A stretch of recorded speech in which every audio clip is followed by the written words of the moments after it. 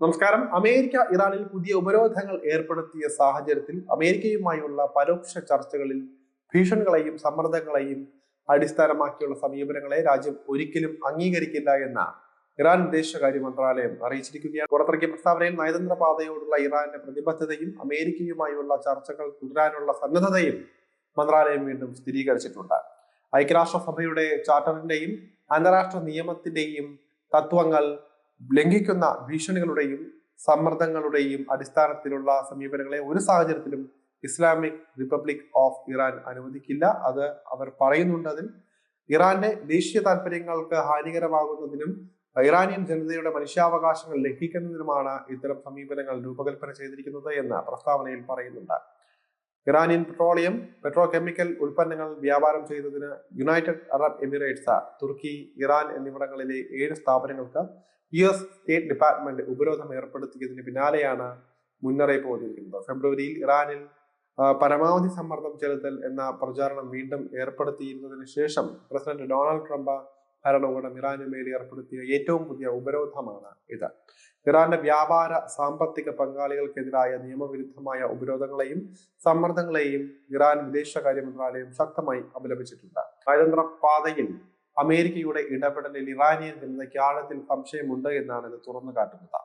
അന്താരാഷ്ട്ര നിയമങ്ങളെ അടിസ്ഥാനമാക്കിയുള്ള ഇറാന്റെ യുക്തിസഹവും നിയമാനുസൃതവുമായ നിലപാടുകളിൽ ഇത്തരം നിയമവിരുദ്ധ പെരുമാറ്റം തുടരുന്നത് ഒരു മാറ്റവും വരുത്തില്ല എന്ന് പ്രസ്താവനയിൽ പറയുന്നുണ്ട്.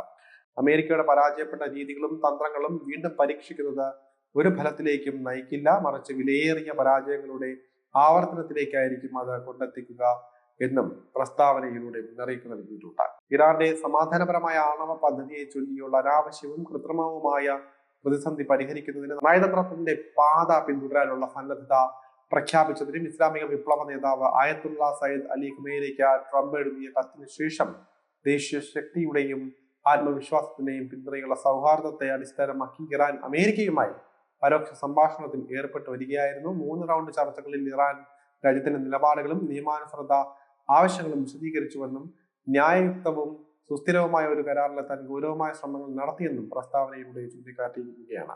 ആണവോർജത്തിന്റെ സമാധാനപരമായ ഉപയോഗവും ന്യായമായ ഉപരോധങ്ങൾ അവസാനിപ്പിക്കലും സംബന്ധിച്ച അന്താരാഷ്ട്ര നിയമപ്രകാരം ഇറാന്റെ തത്വാധിഷ്ഠിത സമീപനങ്ങളെ അടിസ്ഥാനമാക്കിയുള്ള ഒരു പ്രത്യേക ചട്ടക്കൂട് ഇറാനിയൻ ചർച്ചാ സംഘം പിന്തുടരുന്നുണ്ട് എന്നും മന്ത്രാലയം അറിയിച്ചിട്ടുണ്ട്. എന്നാൽ അമേരിക്കയുടെ പരസ്പര വിരുദ്ധമായ പെരുമാറ്റത്തിന്റെയും പ്രകോപനപരമായ നിലപാടുകളുടെയും അനന്തരഫലങ്ങളെക്കുറിച്ച് ഇറാൻ വിദേശകാര്യ മന്ത്രാലയ വക്താവ് ഇസ്മായിൽ ബഗായി മുന്നറിയിപ്പ് നൽകിയിട്ടുണ്ട്. ഇത്തരത്തിലാണ് കാര്യങ്ങളുടെ പോക്കെങ്കിൽ ചർച്ചയ്ക്കിരിക്കുന്നതിൽ നിന്ന് ഇറാൻ ഉടൻ പിൻവാങ്ങുമെന്ന് പറയുന്നുണ്ട്. ഇത് അമേരിക്കയ്ക്ക് ഒരു വലിയ ഭീഷണി ഉയർത്തുമെന്നതിൽ സംശയം ഇല്ല.